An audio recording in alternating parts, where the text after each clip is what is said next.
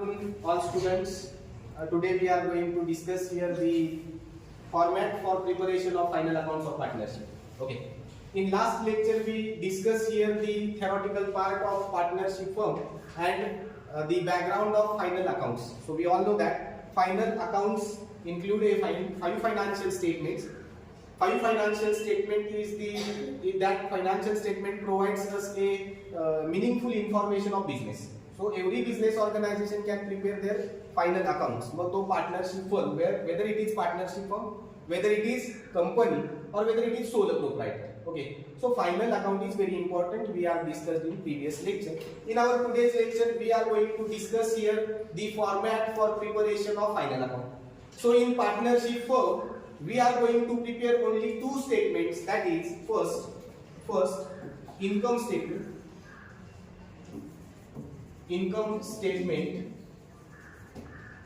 and second, that is balance sheet. Okay, income statement and balance sheet, these two statements we are going to prepare in this module. Okay, we all know that in income statement we are going to prepare two accounts. Which two accounts? First, that is trading account, and second, that is profit and loss account. Okay, म्हणजे आपल्याला हेही माहिती आहे की final account तयार करत असताना आपल्याला कोणती दोन स्टेटमेंट्स तयार करावी लागतात. ओके, तर आपण सांगितलं की इन्कम स्टेटमेंट आणि बॅलन्स शीट तयार करावी लागेल. म्हणजे हेही आपल्या लक्षात असलं पाहिजे की इन्कम स्टेटमेंट मध्ये कोणती दोन अकाउंट्स तयार होतात. तर पहिलं होतं ट्रेडिंग अकाउंट आणि दुसरं होतं profit and loss account, as we are discussed in previous lecture. हे आपण मागील लेक्चर मध्ये अभ्यासलेलं आहे. बरोबर, आपल्याला हे देखील माहिती आहे की बॅलन्स शीट प्रिपेअर करत असताना आपल्याला कोणती बॅलन्स शीट तयार करावी लागते, तर क्लोजिंग बॅलन्स शीट त्या ठिकाणी आपण तयार करत असतो. ठीक आहे. So this two statement gives us a information regarding the business, regarding the firm. Means it provide us a profitability and financial position of the firm. यातून मला काय माहिती होईल, तर यातून मला हे माहिती होईल की माझ्या व्यवसायाची म्हणजे माझ्या फर्मची, पार्टनर्सला काय माहिती होईल की आपल्या फर्मची प्रॉफिटेबिलिटी कंडिशन काय आहे आणि आपल्या व्यवसायाची फायनान्शियल कंडिशन काय आहे हे त्या ठिकाणी आपल्याला समजून येईल. So that we prepare these statements to know the overall performance of the firm. म्हणजे मला व्यवसायाचा काय ग्रोथ रेट आहे किंवा माझ्या व्यवसायामध्ये कशा पद्धतीत बदल होत आहे हे मला समजून घ्यायचं असेल तर मला फायनल अकाउंट तयार करणं गरजेचं आहे. मग इथं आजच्या लेक्चर मध्ये आपल्याला काय बघायचं आहे, तर इथं आज आपण बघणार आहे ते म्हणजे format of trading account, format of profit and loss account and format of closing balance sheet. Okay, हे त्या ठिकाणी आपल्याला अभ्यासायचं. चला बघूयात आपण. Here the format is given to you in front of you. तुमच्या समोर आम्ही हा फॉर्मॅट ठेवलेला आहे. We all know that trading account is which type of account. Okay, so we need to first make a two sides of that account. आपल्याला पहिल्यांदा trading अकाउंटच्या दोन बाजू फिक्स करून घ्याव्या लागतील. कोणत्या दोन बाजू, तर डेबिट आणि credit. Okay, so debit side is left hand side, whereas credit side is right hand side. Our right hand side is always credit side, whereas left hand side is always debit side. म्हणजे माझी जी उजवी बाजू आहे ती कोणती असणार आहे, credit असेल, तर डावी जी बाजू आहे ती कोणती असेल, डेबिट असेल. बरोबर. आता यामध्ये किती कॉलम प्रिपेअर करायचे, how many columns we are required to prepare, किती तयार करावे लागतील, तर लक्ष द्या. डेबिट साइडला मला कॉलम करावे लागतात 3. Similar column we need to prepare on credit side.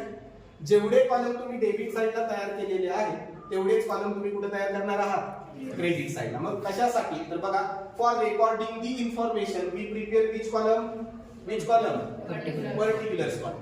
For recording the amounts we prepare 2 columns. किती कॉलम तयार केलेत मी, 2.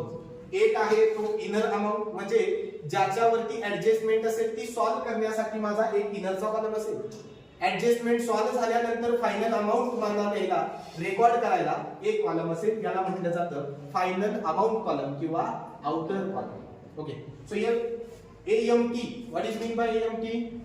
AMT means amount. Okay, similar column we are prepared on the credit side. केले का तयार केले. आता लक्ष द्या, डेबिट नॉमिनल रूल काय सांगतो, debit all expenses and losses.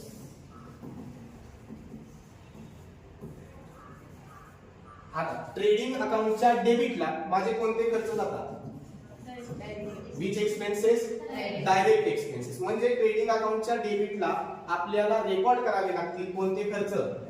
Here is the list provided in front of you. ही सगळी लिस्ट आहे डायरेक्ट एक्सपेन्सेस.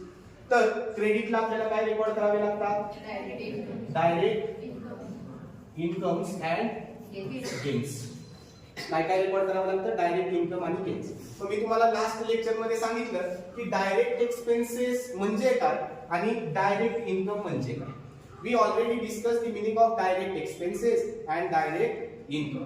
बघा इथं आता रूल अप्लाय होतो का? नॉमिनल अकाउंट काय म्हणतो? Debit all expenses and losses, whereas nominal account says that credit all incomes and gains. झाले. पण ट्रेडिंग अकाउंटला कोणते कोणते?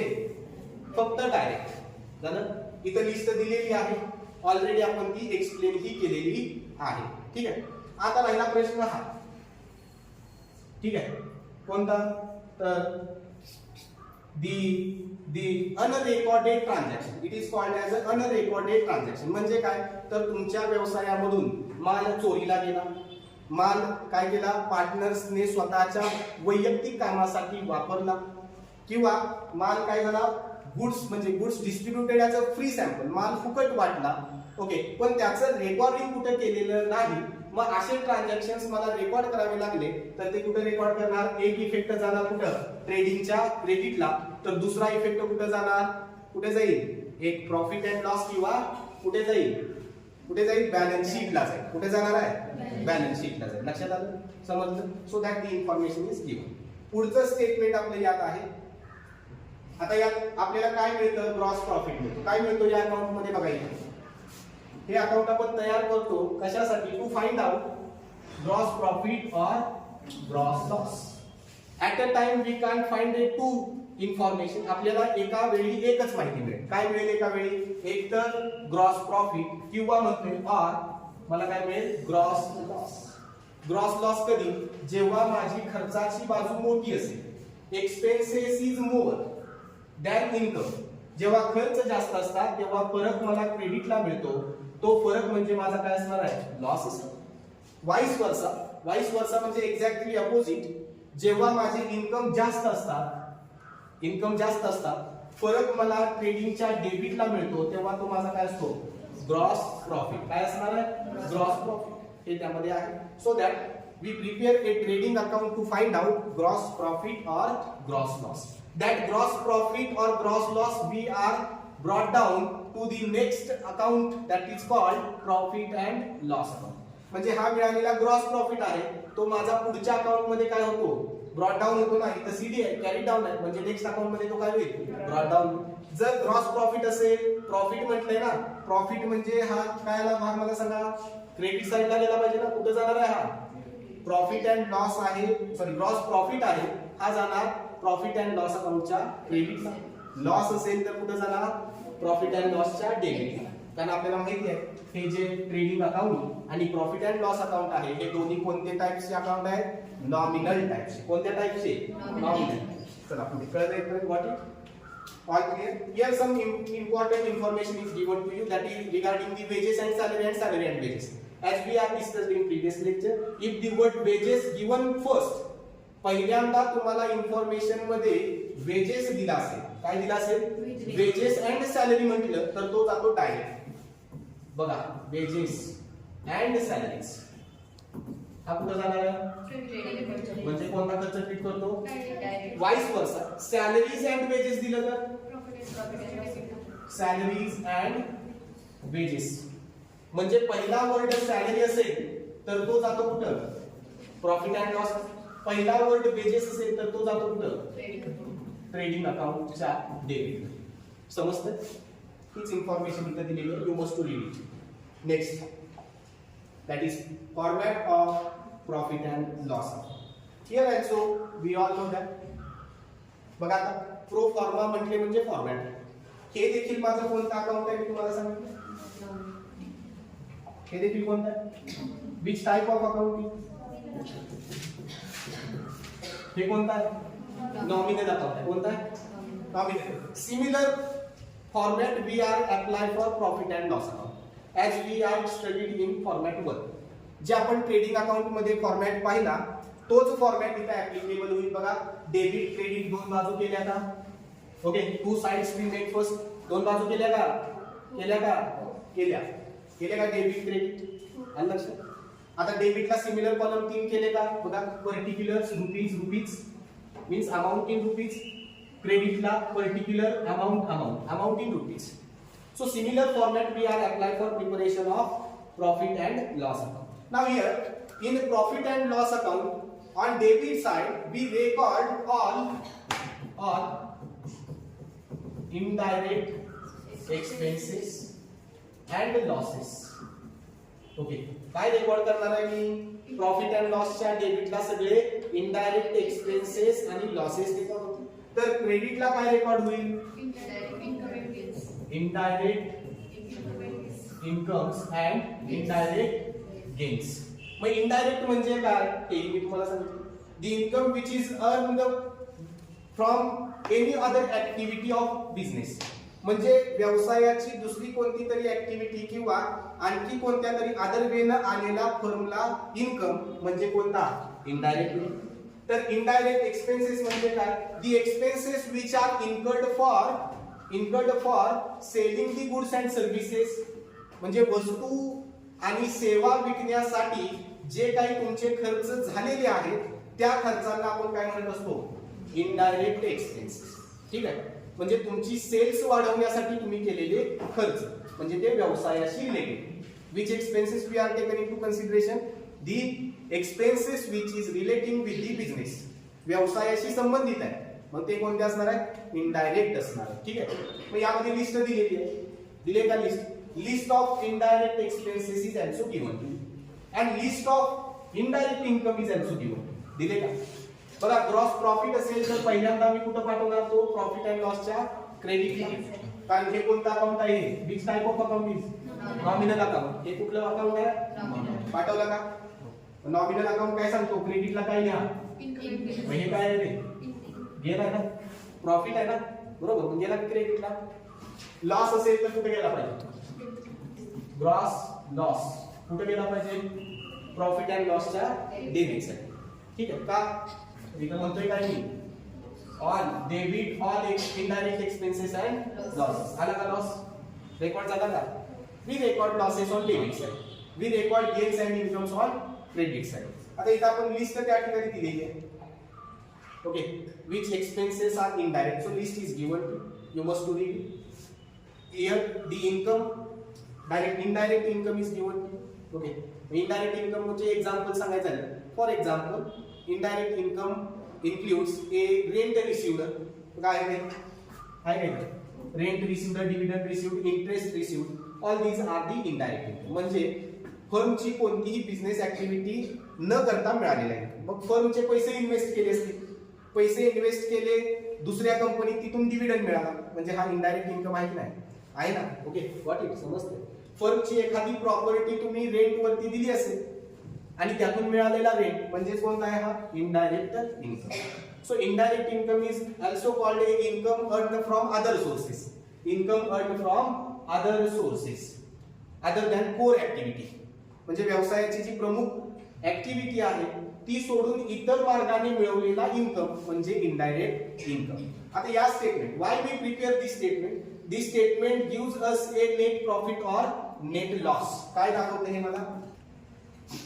What it shows us? काय दाखवेल मला हे? Absolutely right. It shows us a net profit. काय दाखवेल? हा कुणाला देणार मी? Partners capital. नेट लॉस आला तरी कुणाला देईल? Okay, anyone. ओके, काहीतरी एक देईल, दोन्ही देईल at a time. Both things we don't find out in a one statement. आता या दोन्ही गोष्टी एका स्टेटमेंट मध्ये मिळणार नाही. ऍट अ टाइम म्हणतो. ऍट अ टाइम दोन्ही मिळतील का? ऍट अ टाइम मला या दोन्ही पैकी एक मिळेल. So that we prepare a profit and loss account to know the profitability position. मिळालेला प्रॉफिट कुणाला वाटा? गरिबांमध्ये वाटा का? Always that profit must be distributed among the partners as per their profit sharing ratio. And as per their profit sharing ratio. कसा वाटणार आहे आम्ही? त्यांच्या प्रॉफिट शेअरिंग रेशो प्रमाणे वाटणार. ठीक आहे. लॉस झाला तरी तो कुणाला वाटला जाईल? पार्टनर्सनाच वाटला जाईल. We all know that ultimately who is responsible for all this thing in a firm? So we all know that the partners are the responsible for loss or profit.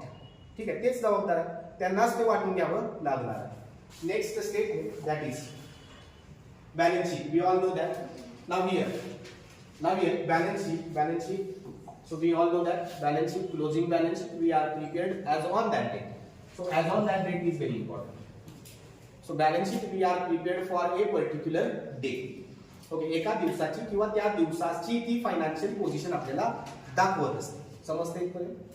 Now here where we record the assets and where we record the liabilities, first we understand the recording of liabilities and assets. So we all know that on left hand side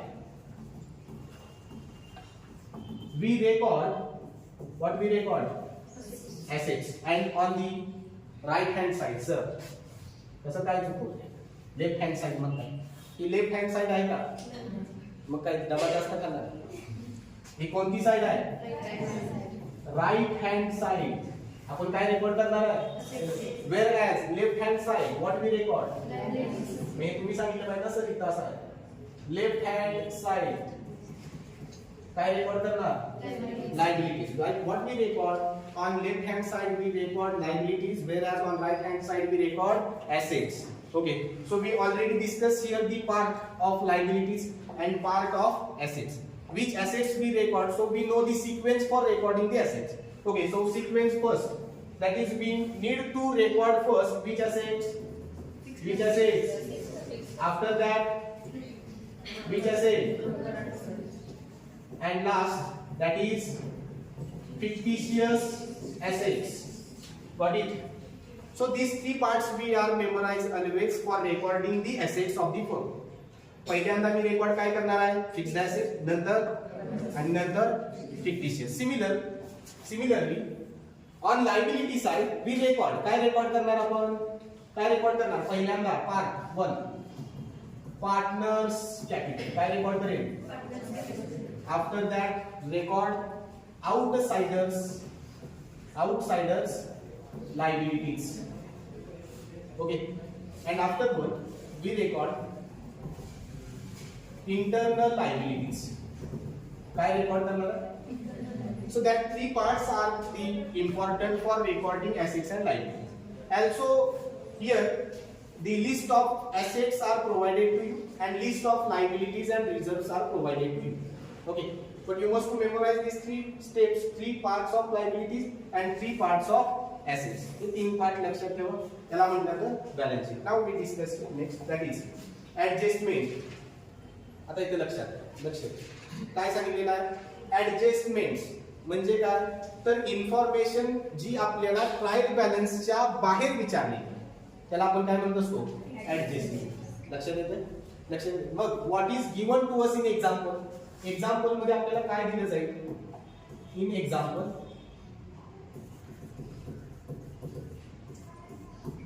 काय दिलं जातं रे? Trial balance आणि next additional information or adjustment. What we can call adjustments. We all know that the information provided to us in a trial balance having only one effect. किती effect होतो? एक effect.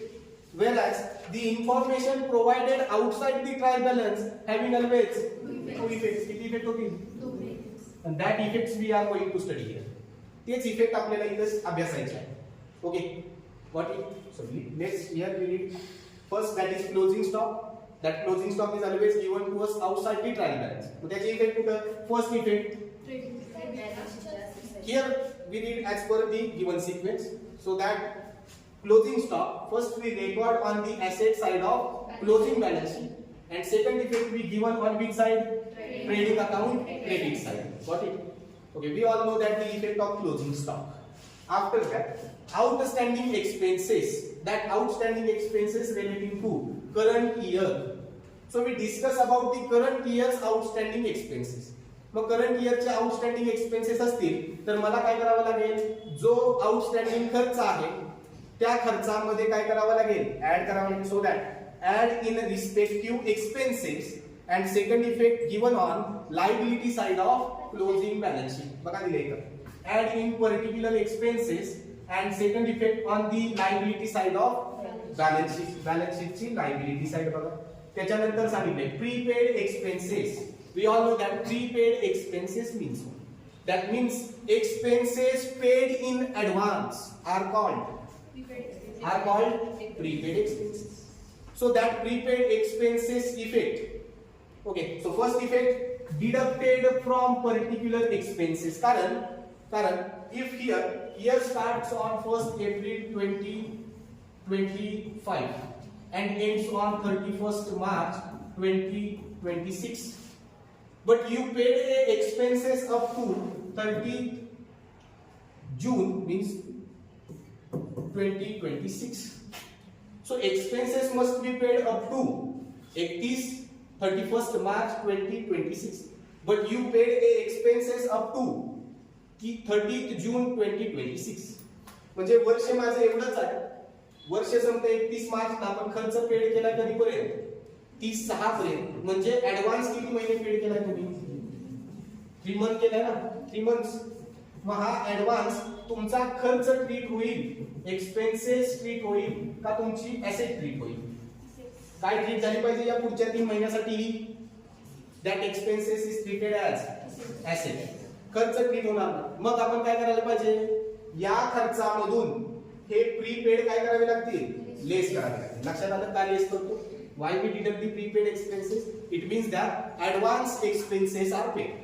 मग काय करा, कशातून करा, deducted from respective expenses, deducted from particular expenses, and second effect on which side of balance sheet? Record that prepaid expenses on asset side of balance sheet. Next, that is income received in advance. So income received in advance, you must to know the meaning of income received in advance. So income received म्हणजे पैसे आधीच मिळाले, पण फर्मने वस्तू आणि सेवा अजून दिलेल्या नाहीत म्हणजे भविष्यात द्याव्या लागतील. मग पहिली गोष्ट काय करावी लागेल रे, इन्कम ऍडव्हान्स मध्ये मिळाला, काय करावं लागेल, जो इन्कम मिळालाय तो काय करा, जो इन्कम मिळाला बरोबर तो त्या रिस्पेक्टिव्ह इन्कम मधून मायनस करा आणि त्याला कुठे रेकॉर्ड करा, कुठं, on the liability side of balance sheet. Y? कारण इन्कम ऍडव्हान्स मिळालाय पण वस्तू आणि सेवा अजून मी दिलेल्या नाहीत. मला द्यायच्या आहेत म्हणजे माझी ती काय आहे, what is it, what we call it is a liability of firm. काय आहे ती, फर्मची काय आहे, लायबिलिटी आहे. कळलं? पुढे next income receivable. Income receivable. So meaning of income receivable means goods and services are provided to Rohit, but Rohit yet not paid the money, yet not paid the bill. म्हणजे वस्तू आणि सेवा मी रोहितला दिलेत पण रोहितनं मला पैसे अजून दिलेले नाही, म्हणजे माझा इन्कम येणार असेल तर त्याचे इफेक्ट काय करा, ऍड इन पर्टिक्युलर इन्कम आहे का, ऍड इन पर्टिक्युलर इन्कम. आणि दुसरा इफेक्ट कुठं जाईल, on the asset side of closing balance sheet. कारण इन्कम रिसिवेबल आहे ना, येणार आहे, आलेला नाही म्हणून माझी ती एसेट ट्रीट होईल. पुढे bad debts, additional new bad debts. We all know the effect of bad debts. Okay, so new bad debts काय करायचे, याचे प्रॉफिट अँड लॉस ला एक रेकॉर्ड करा आणि डेटर्स मधून डिडक्ट करा. Okay, record new bad debts on the debit side of profit and loss account and second effect is given or deducted from the debtors. कशातून मायनस होतील, debtors मधून less होतील. पुढे provision for doubtful debts, that is called new RBD and old RBD. Old RBD म्हणजे कोणती, जी कशात दिली असेल, आपल्याला माहित पाहिजे. याचे इफेक्ट पहिला मला काय करावं लागेल, डेटर्स मधून डिडक्ट फ्रॉम डेटर्स. तर दुसरा इफेक्ट या न्यू आरबीडीतून ओल्ड आरबीडी काय करावे लागेल, deduct old RBD from new RBD. What it, हे त्याचे इफेक्ट आहे. We better understand that effect in a practical example. अजून चांगल्या पद्धतीने आपण याचे इफेक्ट प्रॅक्टिकल एक्झाम्पल मध्ये शिकणार आहोत. पुढे other things are means depreciation. We all know the effect of depreciation. So depreciation is deducted from the asset and the second effect given on the debit side of profit and loss account. Interest on drawing. Interest on drawing recorded on the credit side of profit and loss account. And second effect that is here less from partners capital. म्हणजे तेवढ्यानं capital कमी होईल तर drawing वरचं व्याज फर्मला मिळालं हा फर्मचा income होईल म्हणून त्याला आपण ट्रीट करतो इन्कम म्हणून प्रॉफिट अँड लॉसच्या क्रेडिटला. व्याजाचंही सेम आहे. Interest on loan, then interest on capital ही एक इन्फॉर्मेशन महत्वाची. Interest on capital. आता फर्म पार्टनर्सना व्याज देते. फर्म म्हणजे व्यवसाय पार्टनरना व्याज देतो त्यांच्या कॅपिटल वरती. म्हणजे तो व्यवसायाचा लॉस आहे ना, आहे का लॉस? म्हणजे first effect given on the debit side of profit and loss account and second effect add in partners capital. कारण त्या व्याजानं पार्टनरचं कॅपिटल काय होईल? वाढेल का? Yes absolutely. नेक्स्ट बाकी effect you must to read that effect. Okay. Then hidden adjustment. That hidden adjustment is given in where it is given. कुठे दिल्या जातात? Trial balance. मग काय दिलं जातं? We all know that salary or rent paid for 10 months. Okay. अशी माहिती दिली. Salary and rent paid for 10 months. मग आपल्याला कळलं पाहिजे एका वर्षामध्ये किती महिने असतात? 15. किती असतात? 12 months. म्हणजे 2 महिन्याचं रेंट किंवा 2 महिन्याची सॅलरी अजून पेड केलेली नाही. मग आपल्याला कळलं पाहिजे 2 केली नाही म्हणजे हे काय आहे? आउटस्टँडिंग. काय आहे? Got it. So that is called hidden adjustment. याही तुम्ही रीड करा. You must to read this hidden adjustment and their effects. त्याचे काय इफेक्ट्स होतील हेही त्या ठिकाणी रेकॉर्ड किंवा रीड करू. Important points already we are discuss that important points. Okay. And then treatment of some important items appearing into the trial balance. म्हणजे काही अशी इन्फॉर्मेशन आपल्याला ट्रायल बॅलन्स मध्ये दिली जाते तिचा किती इफेक्ट असतो? 1. किती इफेक्ट असतो? मग तो कुठं द्यायचा ते आपल्याला इथं आयडेंटिफाय किंवा ते इथं सिम्प्लिफाय करून दिलं. बघा जसं for example if any outstanding expenses are given in trial balance. कुठं दिला? Given in trial balance. Then we record that information in which statement is given here. कुठं रेकॉर्ड करणार? बघा मग आउटस्टँडिंग एक्सपेन्सेस तुम्हाला जर ट्रायल बॅलन्स मध्ये दिली असतील तर त्याचं रेकॉर्डिंग आम्ही कुठं करणार आहे? क्लोजिंग बॅलन्स शीटच्या liability side. On which side? Liability side of closing balance sheet. Similarly prepaid expenses given in trial balance where we record prepaid expenses asset side of closing balance sheet. Next any outstanding income. बघा मगाशी सांगितलं ना outstanding income. Outstanding income means what? Income receivable. मग कुठे जाईल? कुठे गेलं पाहिजे? सॉरी कुठे गेलं पाहिजे? एनी आउटस्टँडिंग इन्कम कुठे गेलं पाहिजे रे? लायबिलिटीला जाईल. एनी आउटस्टँडिंग इन्कम म्हटले ना. Outstanding income goods and services provided but payment is not received eight. म्हणजे काय? Outstanding income. वस्तू सेवा दिल्या पण पैसे मिळालेले नाहीत म्हणजे आउटस्टँडिंग. मग जर ते ट्रायल बॅलन्स मध्ये दिलं असेल तर त्याचा किती इफेक्ट होता मी सांगितलं. किती इफेक्ट? फक्त एकच. मग तो कुठं द्यायचा ते दिले. लक्षात आलं? कुठं देणार? मग आउटस्टँडिंग इन्कम असेल तर on the asset side of closing balance sheet. Income received in advance. Received in advance म्हणजे पैसे आधीच मिळाले पण वस्तू सेवा दिलेल्या नाही म्हणजे ती काय आहे माझी? Where we record the advance income received on the liability side of closing balance. Depreciation directly record to profit and loss account debit side. We all know that. Loss on sale of asset debit side of profit and loss account. Then next goods withdraw by partners deducted from. कुठून deduct करणार मी? इथं मी म्हटले की that is recorded on the debit side of partners capital or current. Why we given this statement? Why we give this information? Because we are discuss the methods of capital account. आपण capital अकाउंटच्या method पाहिले की नाही? जर fixed capital असेल तर partner कोणता account तयार करतात? Current account. पण आता जर फ्लक्च्युएटिंग असेल तर ते मला काय करावं लागेल? कशातून डिडक्ट करावे लागेल? कॅपिटल मधून लेस करावं लागेल. पुढे जनरल रिझर्व सिंपल आहे. All reserve we recorded on liability side of balance sheet. Got it. Next deposit from public, लोकांकडून पैसे डिपॉझिट करून घेतले तुम्ही, म्हणजे तुमची ती काय आहे लायबिलिटी. काय आहे ती liability. What is it liability. So where we record that deposit from public on the liability side of balance sheet. आता where as deposit from public म्हटलं तुम्ही डिपॉझिट केलं असेल कुठं तर फिक्स्ड डिपॉझिट म्हटलं आणि डेबिट कॉलमला अमाऊंट दिली तर तुमची काय असणार आहे एसेट. काय असेल एसेट. पुढे goods distributed as free sample कुठे जाणार आहे काय म्हणून जाईल रे advertisement. What is it advertise. माल फुकट वाटतो कशासाठी कमी. Why we distribute the goods as a free sample. का आपण फुकट माल वाटतो. काय उत्तर आहे त्याचं advertisement to attract the customer, to attract the people to buy the goods. म्हणजे आधी वापरा आणि पहिले इस्तेमाल करे फिर विश्वास करे. बरोबर ना. पहिल्यांदा वापरा आणि मग खरेदी करा.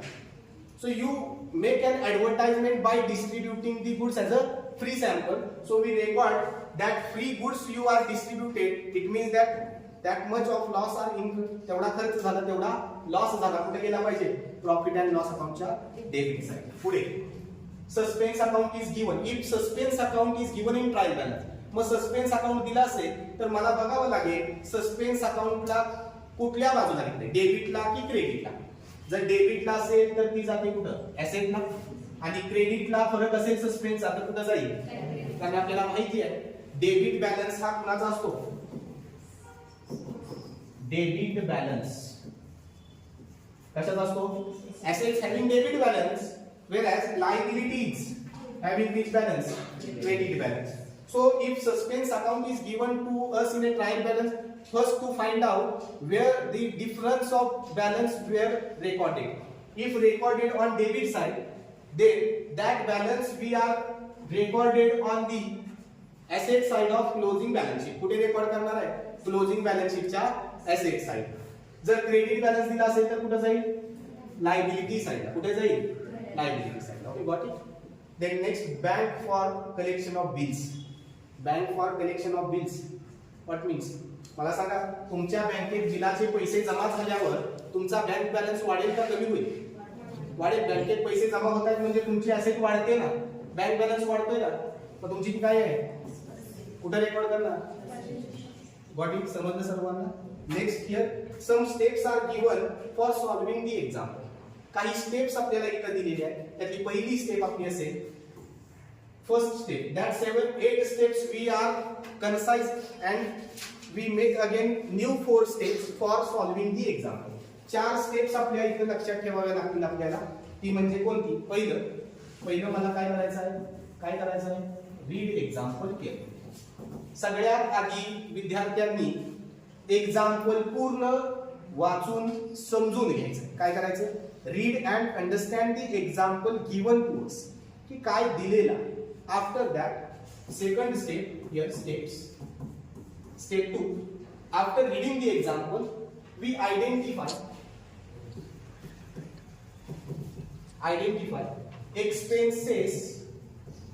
expenses and incomes relating to respective accounts. Expenses of respective accounts. Okay, so respective accounts, it means that we find out expenses relating to trading account, expenses relating to profit and loss account. We identify assets and liabilities given in trial balance. Okay, then we identify the income given in trial balance. Okay, that is relating to trading account, relating to profit and loss account, and also identify the liabilities of the firm which is given in. हे सगळं मला कुठे दिलं जातं कुठे दिलं असणार आहे very good. That is all information given to us in a trial balance. Got it? So that steps, and after that third step, that is preparation of final accounts.